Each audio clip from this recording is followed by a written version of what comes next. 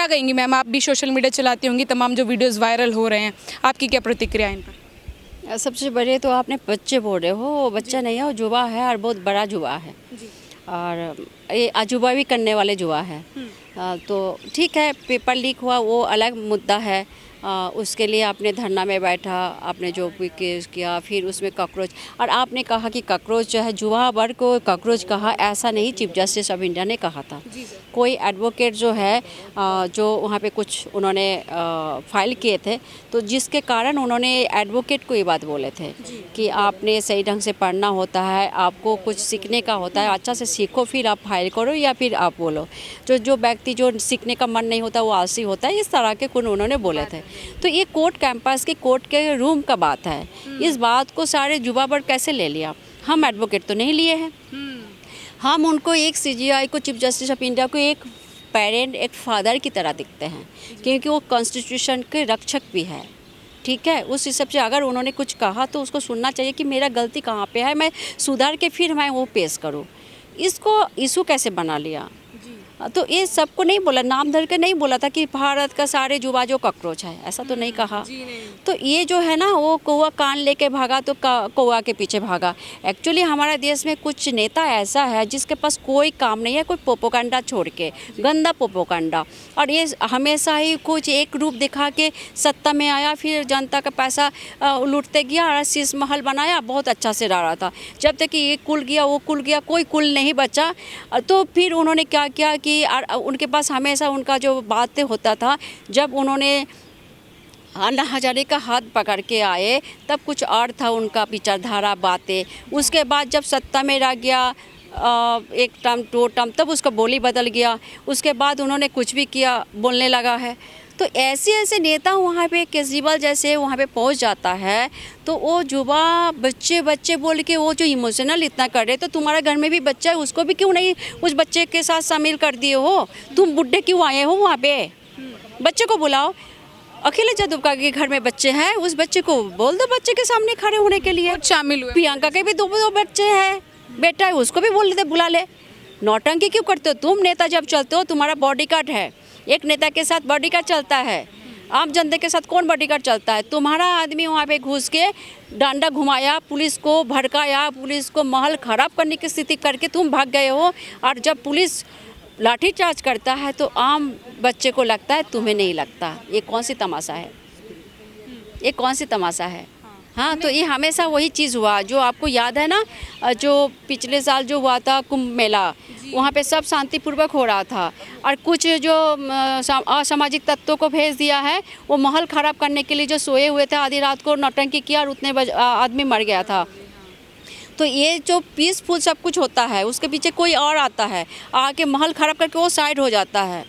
और अगर ऐसे ही होगा कि दिल्ली पुलिस तो ये राहुल गांधी जो है वो कैसे, राहुल गांधी नहीं राहुल खान, वो कैसे बोल देता है कि पुलिस मेरे कान में आके बोला कि सरकार को भगाओ।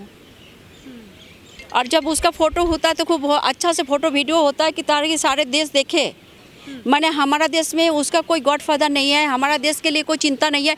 विदेश को हमेशा बाद में विदेश दौड़ता है। जो विदेश में एजुकेशन लेके आया उस हमारा समाज का, हमारा देश का क्या एजुकेशन सिस्टम को बदलेगा और क्या करेगा और क्या चिंता करेगा उसका। अच्छा, जो प्रोटेस्ट मैम स्टूडेंट्स का भले के लिए शुरू हुआ था, स्टूडेंट्स की बात रखने के लिए शुरू हुआ था, वो प्रोटेस्ट, उस प्रोटेस्ट के मंच से हमने आप देखे कि किस तरीके के नारे लगे हुए थे। तो आखिरकार क्या वजह रही होगी कि ऐसे लोगों के साथ जो है अभिजीत दीपके ने मंच शेयर किया?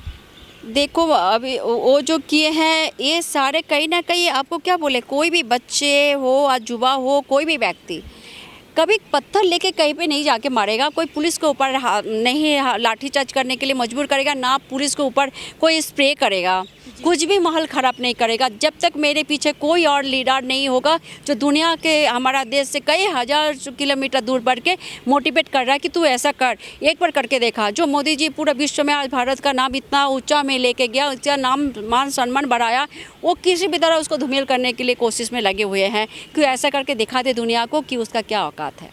लेकिन मैम स्टेज से जो नारे लगे थे, मैं उन पे दोबारा से सवाल करना चाहूँगी कि नाम रहेगा अल्लाह का, मतलब सीता माता को लेकर के जो कुछ भी कॉमेडियन ने जो भी बात कही और तमाम नारे जो स्टेज से लगे, मतलब स्टूडेंट्स की बात से हट करके तमाम नारे लगे और हमने प्रोटेस्ट में देखा कि प्रधानमंत्री को अब शब्द बोले जा रहे हैं। तो ये कैसा प्रोटेस्ट है जिसमें मुद्दे से हट करके बात हो रही है? तो यही तो हो गया कि हमेशा उसका टारगेट क्या रहा, ये इसको मैं भारत विरोधी तत्व बोलती हूँ। ये लोग देशद्रोही है, ये लोग देश के हित में कभी नहीं सोचा। आपको बात क्या हुआ, क्या मुद्दा हुआ, क्या आया, वो तो कहाँ पे पानी में बहा के चला गया। अभी तुम लोग पॉलिटिकल पार्टीज जो है और देशद्रोही भी, वो लोग आके यहाँ पे आके जो यहाँ पे स्लोगन दे रहा है, बोल रहा है, आप देखो कि स्लोगन में क्या बोला। फिर ये प्रदर्शन में नेट कैसे ये नेट पेपर लीक का ही से हम मानूंगी, क्योंकि इसमें क्या बोलता है, सीता का पति क्या कर देगा, सीता का पति यहाँ पे कैसे आ गया। उसके बाद आरएसएस मुर्दाबाद, ब्राह्मण मुर्दाबाद कैसे आ गया। उसके बाद बोलता है भगवान भी मोदी की तरह कमीना है, जब चाहे मौसम बदल देता है। नाम रहेगा अल्लाह की, क्या लिखा, प्रेमानंद महाराज नहीं है। उसके बाद बोलता है हम हिंदू नहीं है, हम हिंदू मत कहो, हमें हिंदू मत कहो। उसके बाद कहता है भारत तेरे टुकड़े होंगे। ये क्या है?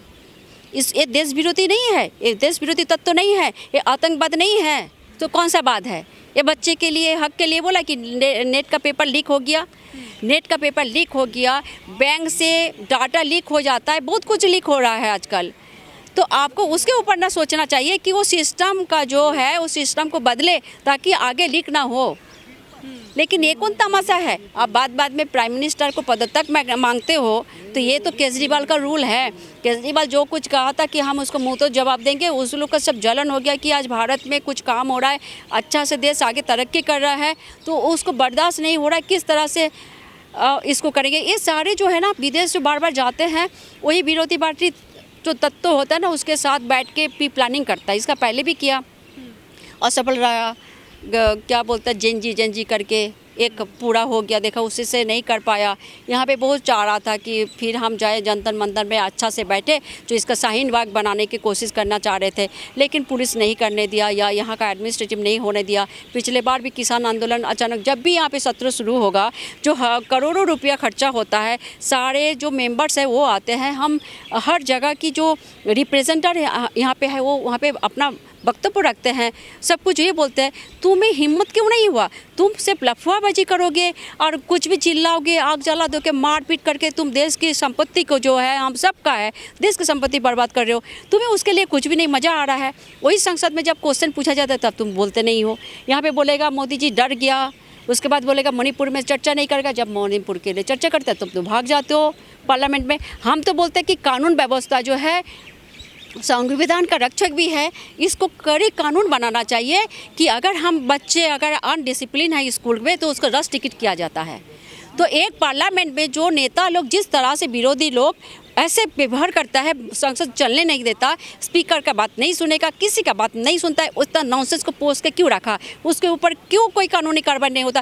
तुरंत तुम बोलोगे 1 2 3 नहीं, 3 बार भी नहीं सुना, गेट आउट। उसको जितना दिन सत्र चलेगा उसको एंट्री नहीं करने दो। संविधान की बात करें कि संविधान के अकॉर्डिंग सब चलेगा, स्ट्रिक्ट कानून होने चाहिए, लेकिन जो आंदोलन में जो बच्चे शामिल हुए हैं, जो स्टूडेंट शामिल हुए, वो तो इस तरीके से नारेबाजी कर रहे हैं, कह रहे हैं कि हम तो संसद को उखाड़ फेंकेंगे, इस तरीके की संसद को आग लगा देंगे। बच्चे कहाँ है? ये लोग बच्चे नहीं है, ये लोग से बुलवाया जो जाएगा वही बोलेगा। ये बुलाया जा रहा है। आप देखो सोशल मीडिया में क्या बोल रहा है, एक जो विदेश में बैठा हुआ है वो बोलता है कि मोदी के खिलाफ एक स्टेटमेंट दे दो, एक वीडियो वायरल कर दो तो तुम्हें 50,000 तक मिल जाएगा एक वीडियो में। ये इसका ना चल रहा है, इसलिए वो एक लड़की आके जो कुछ भी नहीं पता वो भी आगे बोलता है हमें तो मन करता है चाकू से भोग दूँ, हम मोदी को मार देंगे, ये करेंगे। ये सब कौन सा नौटंकी हो रहा है भाई? इसको उठाओ, सीधा अंदर डालो, क्योंकि ये ना देश की है, ना ये समाज की है, ना किसी का है, और ये भड़का रहे हैं बच्चे के साथ। ठीक है, पेपर लीक हुआ है, गलती हुआ है, उस गलती को सुधारने का काम करे।